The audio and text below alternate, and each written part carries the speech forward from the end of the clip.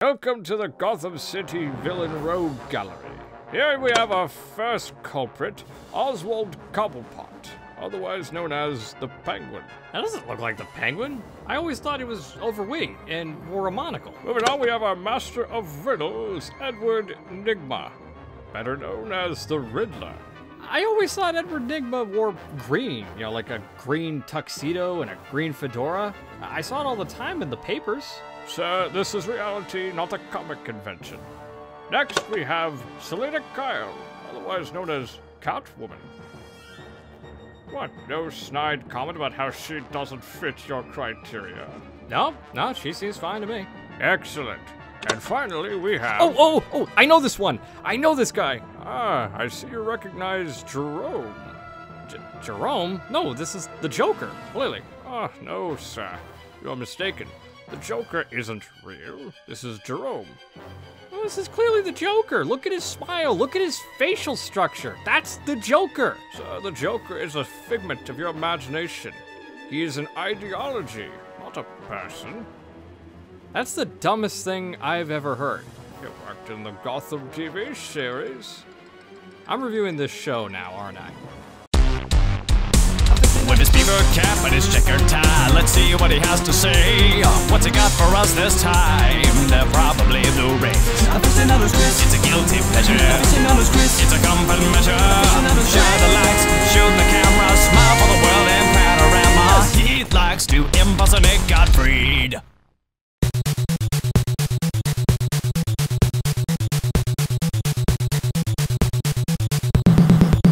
Hey everybody, Aficionados Chris here, and today I'm going to be talking about not one, but two DC Comics TV shows that are, well, quite the fuss right now, actually. Mentioning these on Twitter and to friends, a lot of people seem to have had sort of a mixed reaction whether or not I was going to like them or dislike them or whatever. I think I've made it clear in a lot of videos and on the channel in general that I am a nerd, but I've never really been a big comic book reader. I've been very selective in comic books, and the things that are comic book related that I am a big fan of, I tend not to get into the comics simply because, well, for me it's kind of a problem because they keep rebooting things, they keep doing new stories, there's been so many comics, so usually I just get my information from some comic book encyclopedias that I've had since I was a kid and basically got into those characters that way. Or, of course, the amounts of movies and TV shows that a lot of these characters, whether they be Marvel, DC, or any other, have gotten, therefore being my way getting introduced to them. So with that in mind, I'm basically saying is that with both these shows, I have absolutely no comic book geekdom bias, whether or not they don't follow a comic book story or some kind of thing that was in the comic books. I'm not going in with that mindset, so I'm just going to look at these as what they are, which is TV shows, and whether or not I enjoyed them as such. TV shows and nothing more. So with that out of the way, let's talk about these two TV shows, and the ones we're going to be talking about are DC's Gotham, the complete first season, as well as the recent reboot of a beloved comic book character in the DC universe, The Flash, the complete first season. So I think the first one I'm going to talk about is Gotham, considering, well, Batman's a hot item right now and has been for quite some time, and this is a show that I've seen a lot of mixed reviews. Some people really like it, and some people, most people that I know who are really big Batman fans actually really dislike it. Or some of them are Nolan Nazis and they hate it because it's not like the Christopher Nolan movies. But, I mean, hey, Batman should be different no matter who gets him. I don't really care that way. But considering the fact that I just said Batman, and yes, the show is called Gotham, Batman's really not the focus of this show. This actually focuses on James Gordon. For a lot of you would know, that would be Commissioner Gordon. So this is basically more of a detective show than anything else that they've done with the Batman franchise. So I went into the show basically blind. The only thing knowing is that it was basically a detective show set in Gotham City, focusing primarily on Commissioner Gordon, and they would run into and other beloved villains from the Batman franchise were going to appear, like Oswald Cobblepot, otherwise known as the Penguin. Why am I blanking on his name?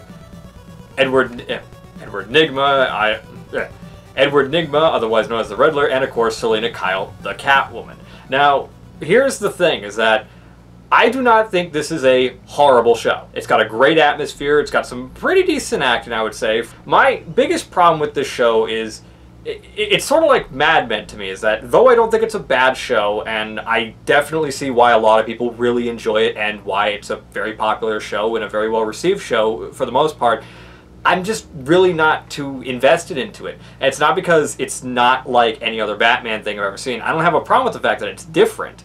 There's just not a whole lot, there just isn't a lot of weight to it to make me feel invested in its story and the progression of the characters and the atmosphere and everything about it. But I really want to stress, I don't hate the show. But I do think that, personally, I was kind of disappointed with it overall, just as a TV show, Batman or otherwise. But I am probably in the minority in most of this, because it is a show that's been very well received, and you know, they've already got a second season going, so clearly there's a fan base for this, and there's people that do enjoy it, and I do really like Bruno Heller's stuff. I like The Mentalist, I enjoyed Rome, so I think the biggest problem is that there's a lot of people who I greatly admire working on the show. Heck, even Ben Edlund, one of my heroes in the comic book world, the creator of The Tick, of course, is an executive producer for this show. So there's a lot of people who I think are very competent, know what they're doing, and they clearly know what they're doing because the show's a success. You know, seriously. But I really, really wanted to just fall in love with it, but I really couldn't. But that's really all I have to say about the show itself.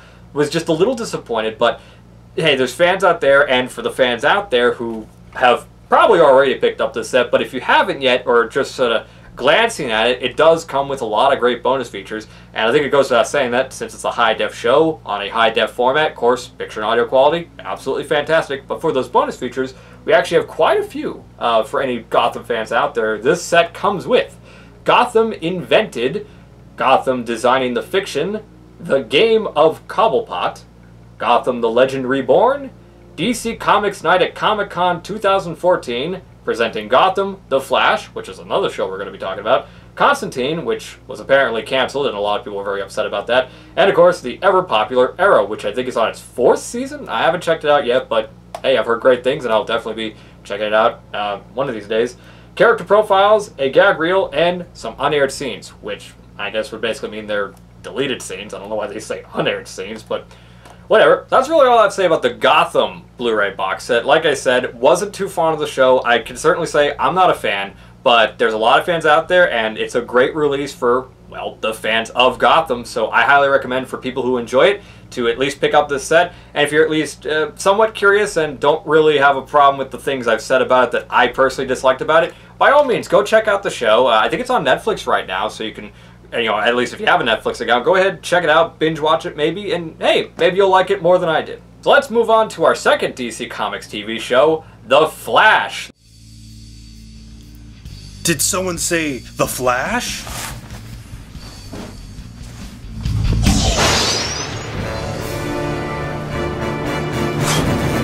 Stop, Chris. Don't review that 2015 garbage. Review the original 1990 series. It's great. I have a review for it too. Oh, hey, Joey. Why should I not review this particular version of The Flash? The original show's so much better. And the new show, it's just so corny. Wasn't the 90s show kind of corny as well? Yeah, the old show's cheesy too, but I like it. And wait a minute, doesn't this show also pay homage to that show? Yeah, the new show does pay homage to the old show a lot. It does have a lot of the same actors in it. Alright, I get it. You have nostalgia, but let me just at least talk about this one through a different perspective. That sound fair? Yeah.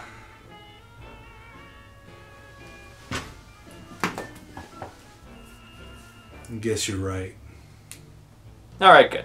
Now, this is a character who, like I said earlier, I've not read a lot of comic books. I certainly have never read a Flash comic book, but I know a lot about this character. My first introduction to him was actually the Justice League cartoon.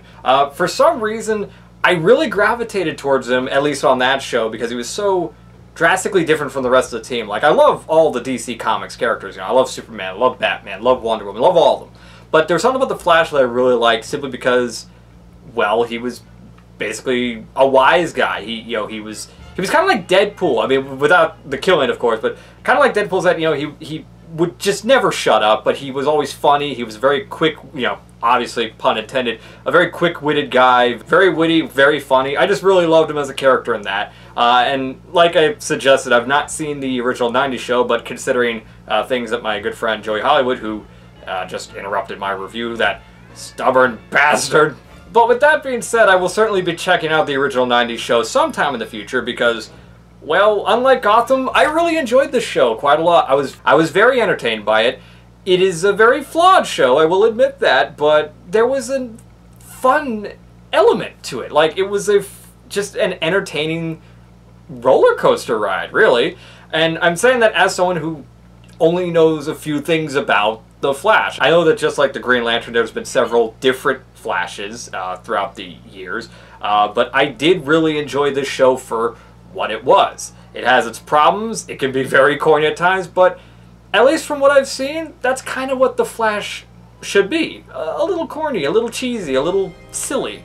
And I enjoyed pretty much all of it with that mindset. So I don't want to say this is a better show than Gotham because I guess technically when you think about it, it's not, but it is certainly a very entertaining show, and I enjoyed it a heck of a lot more than I did Gotham. But again, that's just personal taste, so if you don't like The Flash, at least this version, and prefer the 90s one, good for you, all power to you.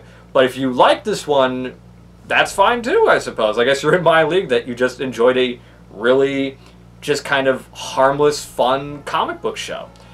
Now for fans, once again, I think I don't need to stress, high-def format for a high-def TV show looks and sounds absolutely fantastic. I don't think there's much I can say there, but of course, much like Gotham, this has quite a few bonus features, many good ones, which I will list right here. What it comes with is Behind the Story, The Trickster Returns. That's a character who apparently in the original 90s TV show was played by none other than Mark Hamill.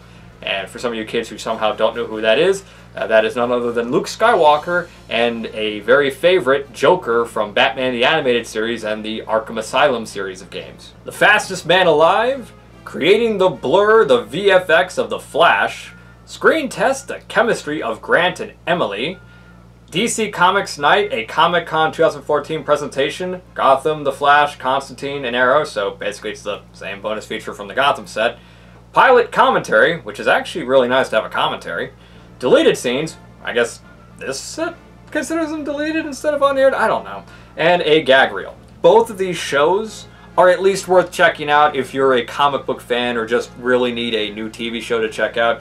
Maybe with some characters that you're somewhat familiar with. Maybe you're like me and you watched a cartoon that featured one, or you're straight off the hot Christopher Nolan press and love to get some more Batman. You can certainly check out Gotham. I think both shows are good in their own right. This one is at least a very well produced detective drama show, which I personally didn't care for, but I think a lot of other people will. And The Flash was just a wonderful, tongue-in-cheek, cheesy, good time, fun TV show that I really enjoyed with a character that I was very much familiar with and really enjoyed in the past. So it was great to see him again in a new TV show in live action form. So that's really all I have to say about the Flash and Gotham season sets on Blu-ray. I hope you enjoyed the video, and please have a wonderful day. Goodbye.